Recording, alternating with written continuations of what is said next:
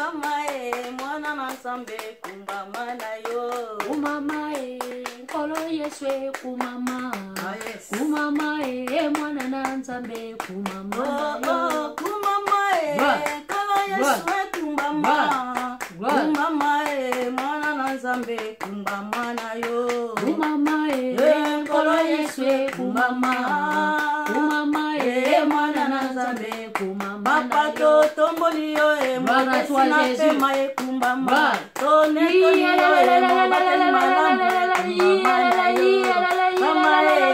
kolo Yesu kumama kumama mwana na nzambe kumama kolo to pesa yo ninye nzambe malamu kumbama na maso yo sedi papa na lola kumama na yo kumama kolo Yesu kumama kumama mwana na nzambe kumama ba kufilelo yo Hallelujah. nini kumbama Le Dieu merveilleux pema yo pesi pema ya kumbama na yo kumama kolo Yesu kumbama kumama mwana na nzambe kumama papa kumbama Hallelujah. kumbama Le maître des temps et des circonstances, nzambe malamu le créateur et créé kumama Hallelujah. Yesu kumama Nzambe nanga kumama mwana na nzambe kumama na yo Seigneur totomboli yo Hallelujah. mokeli na nyonso eza yo nzambe na bomo Amen. et soki toza lelo o toza eza parce que yo ndo lingi Amen. yango toye kozongisa baction de grâce epai na yo nzambe na bomo Hallelujah. yo ndo oza ebandeli mpe suka na nyonso Amen. toye kotombola o na moment oyo nzambe tolingi topartage maloba na yo molimo na nzambe yo kamba biso parce que na biso moko tokokoka tie tia maloba kati na biso afin que peuple na yo azala béni afin que peuple na ona nzala na biso akangolama oyo nyonso eza ya yo te torepusango mosika na biso na kombo na Yesu utilize biso nzambe na bomo epambola mpe ndeko nyonso akolanda biso bisika wapi video oyo ekokomela ye azala béni epe ebana kopambola nzambe na nguya moto nyonso kolo na biso totiki tango na loboko na yo yo kamba biso yo oyo za nzambe yo oyo za liloba na bomoi yo oyo za nzambe oyo zopesa biso bomoi yo oyo zopesa biso pema yo oyo zali nzela solo pe bomoi zwana yo nkembo na kombo na Yesu nde tobondeli tobeteli yo maboko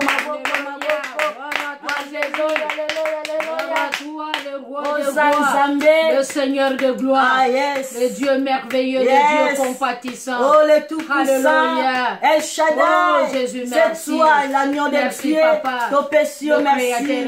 Alléluia, Totomboli, Nzambe. Mbote, bisika nyonso, bozolanda biso, ba bien-aimé, nanga dans le Seigneur, dans lingi bino mingi, bino pe bolingi biso mingi. Et si kanyo zolanda biso na chaîne na biso ya FM et TV officiel. Femme en mission. Te kopesa bino mbote, Maman Régine. Olobi nini maman?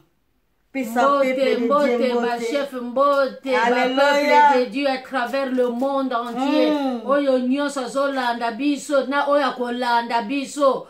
Na pesi bino mbote na kombo na Yesu pe na déclarer na pouvoir na za nango ke bo pambwami. Alléluia, pambola.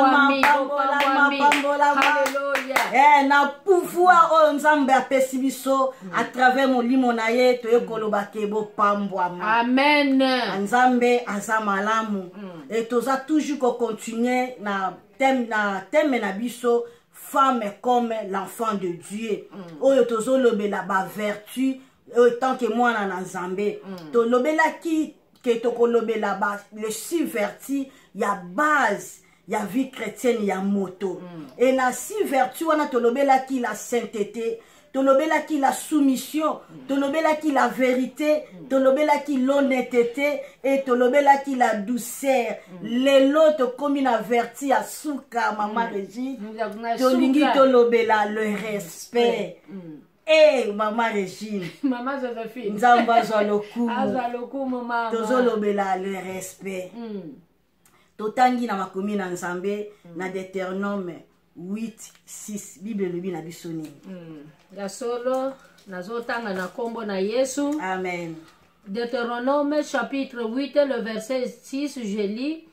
Tu respecteras les commandements de l'Éternel ton Dieu pour marcher dans ses voies et pour le craindre. Alléluia. Amen. Oh, pour la Bible, que non, il faut tout respecter les commandements ya Nzambe. Maman, respect et zanini. Ndenge tout dictionnaire etalisi biso. Ya solo lolengo yo wichi koloba na mukuse respect elinge loba sentiment de considération d'égard envers quelqu'un. Alléluia. Ou quelque chose manifesté par une attitude différente envers celui-ci ou celle-ci. Et respect na mukuse a comme synonyme la considération, l'estime, égard, la déférence. Na mukuse. Alléluia. Respect elinge loba, considération, soumission. Amen. Amen. Ba vertu to loba ki eza beauté ya kati. Yango wana. Siko respect pe eza beauté ya kati. Ya kati mama. Ndenge uti ko loba na définition que respect eza sentiment ya kati. Oyo evandi na âme. Âme oyo eza kota esa biso ke bisika ba sentiment na biso ba to evandi. C'est-à-dire eza beauté ya kati. Respect wana nde ezali considération na mutu ou bien na eloko moko quelconque. Respect. Donc ceux qui mutu considérer yo ndazo peso respect. Ceux qui mutu wana azo ko déconsidérer yo azo manquer yo respect. Mais awa makomi na Nzambe ezota esa biso ke non ko respecter Nzambe na nzela ba commandement na ye. Et tant que mwana na Nzambe oyo yambi Yesu lokola mokonzi pe mobikisi. Nzambe o tozo mona ye te, mais tozo mona ye à travers makomi na ye. Yo oyo olobi ki naza mwana Nzambe, soko ozo respecter ba commandement na Nzambe te. Ozo respecter ba loi na Nzambe te. Ozo respecter makomi na Nzambe te, c'est-à-dire okoki pe ko respecter muto yo ozo mona na misu te. Lelo tolingi tolobela le respect. Vertu oyo ya souke eza respect, eza boto ya kati, eza considération ya Nzambe na lola pe muto yo zomona pembeni na yo. Yango wana nde eza respect. Mama me Bible ezotesa biso na Deutéronome 20. Kuna nde ba commandement Nzambe apesi biso na 1 na 17. Commandement mama na ko kotanga toyeba na ba commandement nini o Nzambe apesi biso. Ya solo lolenge yo owiti koloba na ndenge pe opesinga ye maloba masolo yo tozo solo lelo ya respect. Eza parmi ba vertu. Tolobi ke vertu eza o eza nakati, mais qui se manifeste à travers les actes, mais qui se manifeste à travers les attitudes, mais qui se manifeste à travers le comportement, à travers la réaction. Et respect oyo tolobi ke eza soumission. Ya solo Nzambe tomona kayete na misu physique tomona Nzambe te, mais tomona kaye na les yeux spirituels, c'est-à-dire la foi. Et na nzela ya liloba na ye. Nete Biblia oyo towichi kotanga. Et na kati ya Biblia na Exode 20. Ce qui totangi du premier verset jusqu'au 17e verset. Kuna nde les 10 commandements. Eza na kati ya Exode. Na koki kozwaka illustration ata Exode 20 yo nazotanga na koki kotanga ata verset 7. Verset 7 ya Exode 27 ezokoloba tu n'utiliseras pas le nom de l'Éternel ton Dieu à la légère, car l'Éternel ne restera pas impuni celui qui utilisera son nom à la légère. Tozo komona awa du premier verset jusqu'au 17e verset. Et nazotanga atana ebandel. Alors Dieu prononça toutes ces paroles.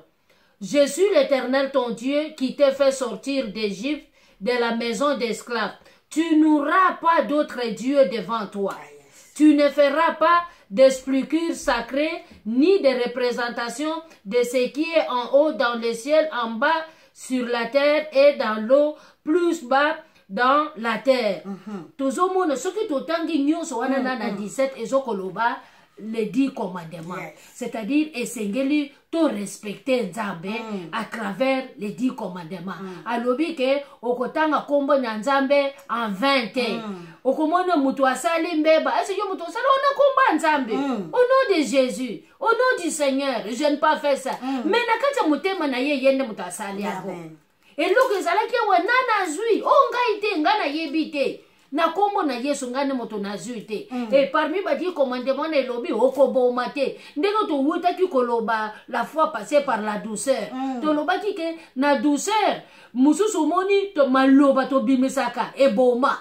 Ebele bakenda na liwa boye. Soki batuna ka mutu na basimetiere akufa na nini to komona pe parmi ba oyo bakufa pe na maloba. Mutu opesi mutu ka liloba boye. Mutu ake obi olaki mutu abi ekende okomona mutu akepe mbala moko pa accident mutu akufi eza maloba otoloba ki fois passé et Bible pe na Exode 22 yo ezoko yebisa biso ke yo okotanga kombo ya Nzambe pamba te okosala représentation imagée te osala ressemble osala Nzambe na yo ya bikeko Nzambe na yo ofuka melaka Nzambe na yo okena kokitisa na bo France liboso ya bikeko na yo wana osi osala Nzambe alingi ndenge wana te alobi abi il faut to respecter ye omoni ndenge to lobi ke respect eza considération eza soumission il faut opesa Nzambe référence oye esengeli na ye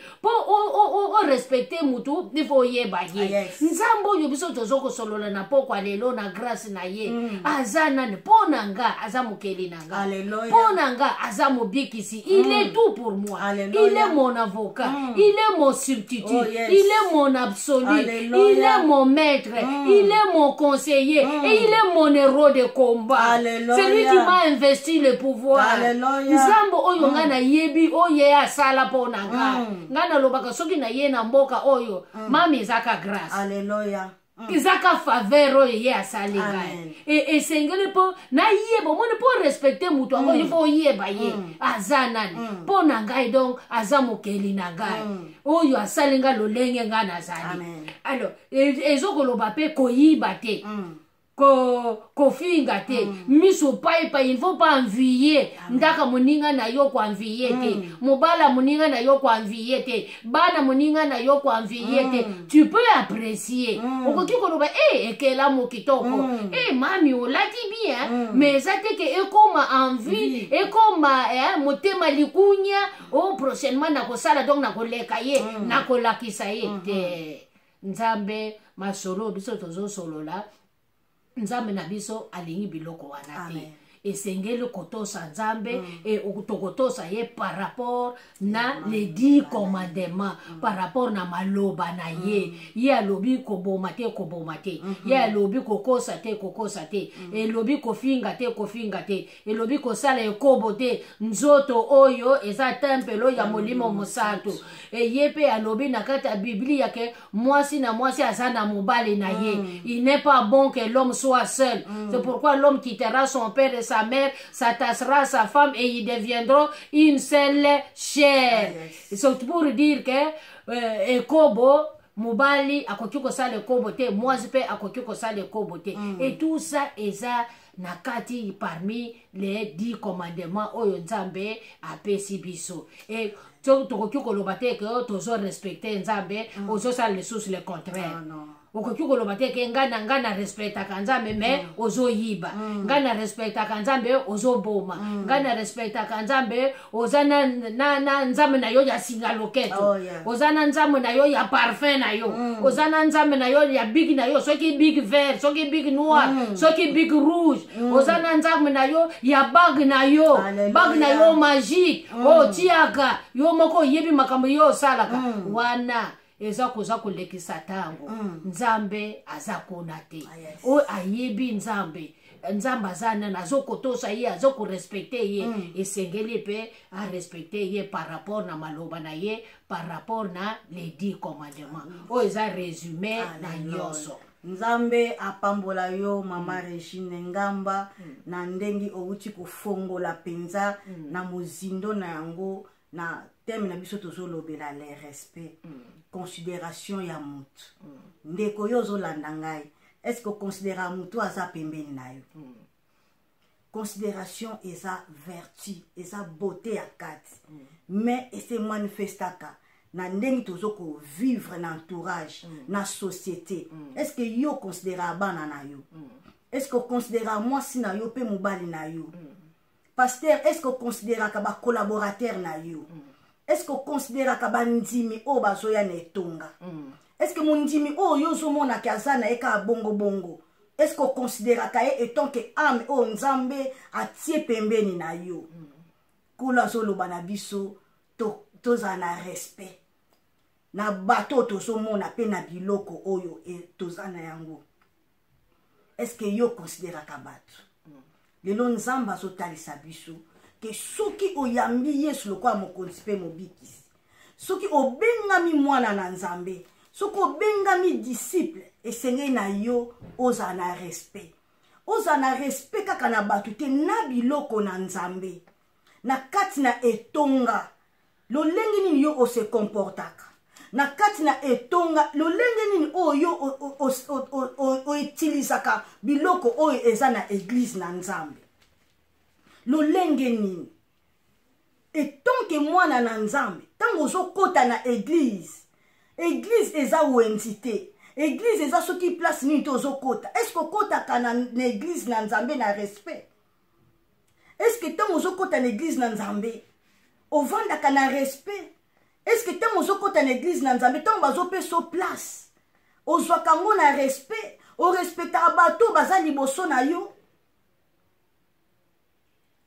etonke mwana nzambe lelo tozolobela le respect eza moko ya bavertu ya bana nzambe bible ezotalisa biso na exode wana 7 tokoki kotanga kombo na nzambe pamba te mais ntango tozotanga kombo na nzambe pamba nkolo alobi punition ezali bakoyebana kopinir ngai na yo so mpe tozosala mosala na ye na négligence so mpe toza koconsidere te oyo toza na yango bainstrument tozoconsidere yango te tozokoentretenir yango te tozozwa swe na yango malamu te wana nyonso eza manque ya respect na biloko oyo ya nzambe mama Matthieu 21 12 à 11 bible ezobana biso nini natangi na kombo na Yesu. Amen. Matthieu chapitre 21 le verset 12 à 13 je lis. Jésus entra dans le temple. Yes. Il chassa tous ceux qui vendaient et qui achetaient dans le temple. Et il renversa les tables des changeurs de monnaie et les chaises de vendeurs de pigeons. Il leur dit, il est écrit, mon temple sera appelé une maison de prière, mais vous en avez fait une caverne de voleurs. Alléluia. Ndenge towichi kotanga awa, tomoni ke Jésus-Christ, Jésus-Christ motwazolo. Yes. Akotaki na temple. Na kati ya église, ndenge yo wichi koloba. Temple o Yesu akotaki awa, eza mulimu te. Mais eza l'église oyo etongami na maboko ya bato place oyo biso tosangani net lelo ezalaki dimanche na batongo obena ndenge tozosolola boye bamosusu mpe bazosambela. Alléluia. Erakoti na bomoto amoni désordre. Ngambo oyo bazoteka ngambo oyo bazoéchanger mbongo. Ale a renverser ba mesa, c'est-à-dire atie ordre. Nakati ya église alingi désordre te elingi lobani esengeli ndenge tozo respecter nzambe to respecter pe ndaku etonga na ye. Le temple de Dieu, l'église, place où biso tozo kutana esengeli to respecter yako kotia désordre te koyiba ba micro te koyiba sente te koyiba kombo te koyiba tamtam te komeka te na kati ya église. Yes.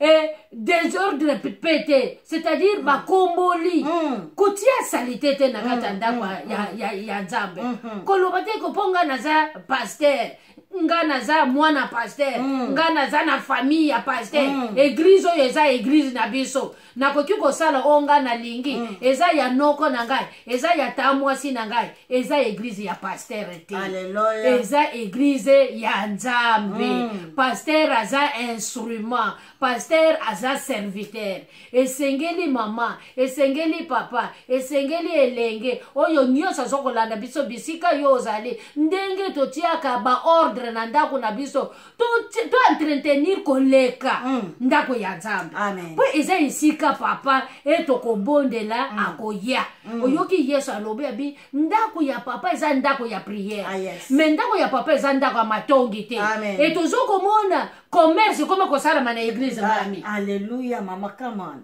ukomona commerce na kati église na ba muziki na muziki na kati na makelemba mbonga makelemba ezokopesa na kati église eka na kati église tozokoloba mami na elateli elateli nino zokoya nango na kati église oh yes et ce chef de l'état soki abengi yo reine soki d'Angleterre soki abengi yo okokende na décolleté okokende na miniji okokende na ilamba modele nini okoluka teni oyo babengaka classique esengeli na biso mpe na kati ya ndako ya nzambe to respecte nzambe mpe na nzela mpe ya elateli na biso mpo moto oyo biso tozokutana na ye donc aza mokonzi oyo aleki bakonzi nyonso eza mokonzi oyo aleki bakonzi nyonso oyo esengeli to respecte ye dans la moindre des choses to respecte ye na nzela liloba et to respecte ye mpe ndenge wuti koloba par rapport na moto oyo aza pembeni mpo nzambe biso tozomona ye te me moto oyo nzambe atie pembeni esengeli na respecte ye natala ye pasteur azala za monene azala mokie azala za na mbongo azala tanga azala bota azala nini etali yo te yo respecte pasteur respecte mutu nyonso ancien diacre responsable la commission respecte pe mukolo nyonso ozokomona respecte pe bana mikie puisque le respect est réciproque yo soki otosaka mutu nyonso okomona c'est de soi ezala ta na kati ya ndako mama soki mwasi oyo amoni ke elle est bien aimée elle est bien sécurisée mais respect na mobali soumission ekoya automatiquement eza lisusu biloko ya bapriere te onakende kolie insoumission non ekoya de soi mpo na nini mpo mwasi wana moni ke aza bien aza bala azolinga ye bazoconsidere ye e respect mpe ekoya automatiquement esengeli donc to respecte vraiment nzambe to respecte ndako ya nzambe to respecte mutu aza pembeni la créature de Dieu quelle que soit forme nzambe akela ye o respecte ye et à ce moment là en tant que disciple bon tomona te place ba Paul afingaka Jacques oyo oza mokuse oyo Luc ndenge nini oza boye oyo Matthieu boye mais mpo na nini biso lelo biloko wana ezali alleluya mpo na nini esengeli to reflecter Christ en tant que badisciple bamona Yesu à travers biso alleluya ndenge mama Regina uti koloba respect na temple na nzambe bible ezoloba yesu nde mutu azoloba ke ndako ya nzambe eza ndako ya priere mais lelo mama Regine na makambo ya batelefone oyo makambo ya bareseau sociaux oyo bato bakomi koya na église telefone nde telefone aza na kati église mama aza ne libanda ana kati église isa fungula déjà WhatsApp ana kati église isa fungula déjà Facebook ana kati église ko filmer ya kosakana te respect na etonga eza lisusu te epa bana na nzambe tozokende wapi bien aimé dans le Seigneur Jésus revient bientôt oyo nyonso tozomona ekoleka na yango mais biso esengeli na biso to respecter la loi de notre Dieu esengeli na biso to respecter bacommandement ya nzambe esengeli na biso totambola lolenge oyo mokili ezotambola te mais esengeli na biso totambola lolenge bana na nzambe esengeli batambola lolenge makomi na nzambe ezosenga biso totambola Mama Regine, même si tu es na misala, ba téléphone na biso switch off. Éteint, ezaka ko fungwama te. Mais comment na église téléphone na ko fungwama? moto aza na ye libre ya koyamba telefone na ye na kati na église tozokende wapi bana na nzambe so tozorespecte baprincipe ya misala alors ke baprincipe ya nzambe tozokoka korespecte yango te tozokende wapi mama bakido bana yo mama ya solo mama wana nde ignorance te Osée chapitre 4 verset 6 azokoloba nini mon peuple périsse faute de la connaissance eza nde ignorance ndenge yo wichi koloba wana oke na place musala telefone okangi mais okomi na kati ya église ou bien ozososola te église yango eza nini ou bien ozososola te mutu yango oyo kokutana na ye aza nani esengeli telefone ezala ya kokanga mais lelo mpe tokomi mpe na baprétexte o telefone na ngai wana donc eza mpo natanga biblia mais soki ya solo eza mpo otanga biblia awa tolobi na ba 10 commandement kokosa te mais soki oza na kati ya ndako ya nzambe paster azoteya bazoluka bi tozoluka babon lecteur batanga mais yo oza na telefone na maboko ozokoka mpe kotelema te otanga Alléluia. esengeli otosa nzambe soki eza uniquement mpo otanga liloba gloire à Dieu mais soki eza ke mate ezokoleka yo kuna ozokotala na bafilme pornographique yo kuna ozokotala ozokochate yo kuna ozokotala bamusique ozokotala batéâtre ozo distraction mama ya solo soki eza na eloko mpe eye kokotisa distraction eza a côté négatif il y a téléphone, il y a internet, il y a Android. Côté négatif, il y a Android. Et côté ici, distraction. Satan a vu que vraiment nazui penza domaine nanga lukuta na distraction ne yango na biso tozo solo na bo soki ozalaka na habitude ya kosala ngo papa soki ozalaka na habitude kosala ngo mama jeune soki ozalaka na habitude ya kosala ngo tika yeba ke Android ekoleka yeba ke telefone ekoleka WhatsApp ekoleka Facebook ekoleka Messenger ekoleka YouTube ekoleka meliloba oyo tozoko solola ekoleka puisque liloba eza nzambe et dans tout ce que biso tozoko sala na se ya moyo yeba ke jugement pe ezali mais kozala jugement en fonction ya ba acte na yo ba acte ngo biso tozoko lolola oyo ba vertu biso tolobi ke ce sont les actes qui se manifestent o eza na kati ya motema na yo o ebimisaka wana nde yango wana ba acte soki okopose ba acte malamu gloire à Dieu soki okopose ma acte mabe etali yo Jésus-Christ revient bientôt totala ba signe de temps ba volcan etomboka guerre etomboka ba épidémie eya nzala eya wana nyonso ce sont des signes pour dire que Yesu makolo komi pembeni. Alléluia.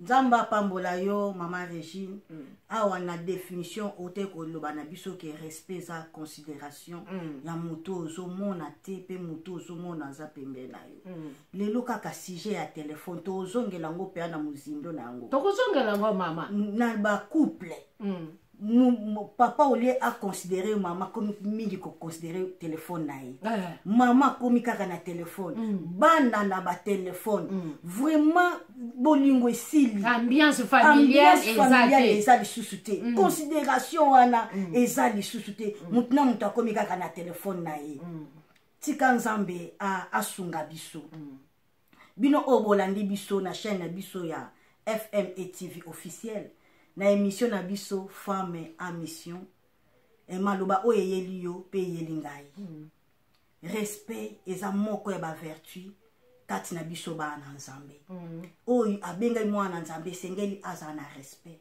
respect za reciproque et soki yo zo ko se respecter et puis zo respecter ba ninga ba oyeba pe ko respecter yo et sengeli na biso lokola ba na nzambe to respecter makomi na nzambe ko bosana te koyaka na ndako na nzambe maboko pamba te kobosana pe 10 na nzambe te esa pe moko ya ba respect ya loi action de grâce kobosana te ba action de grâce kobosana te koyeba kokabela pe kobolingo ezanga te kati na biso tolingana yango peza moko ya ba respect considérez moto aza liboso na yo, considérez manager na yo, considérez superviseur na yo, linga musala na yo, considérez musala no ozo bimela pona ko koluka mbongo, considérez yango parce que na nzela na yango nde yo ozo zwa lifuti, considérez bana na yo, mobali na yo, moto nyonso aza pembe na yo, considérez totika ko critiquer, totika ko déconsidérer batu, totika ko finga batu, moko ya ba verti ya bana nzambe eza respect yangwana lelo tote ko partager par la grâce de Dieu yo oyo tuti sami yo oyo vertu oyo ozalaki na yango te bondele pa na nzambe senge pa na nzambe nzambe alobaki soki to sengi elipa akopesa biso jamais libanga akoyeba na kopesa yo yango pe akoyeba na kotia yango kati na yo eza vraiment important mpona biso bana nzambe kozala na baverti oyo totambola na sainteté totambola na soumission tozala na vérité kati na biso tozala bato tozala ba honnête tozala bato ya douceur pe tozala na respect nzambe apambola bino bolandaki biso partout bozwami na kombo na Yesu tosilisi lelo baverti na biso par la grâce de Dieu soki Yesu azongi te tokoyeba susu kozonga mpona kopartage na teme mosusu oyo akopesa biso nzambe apambola bino bye.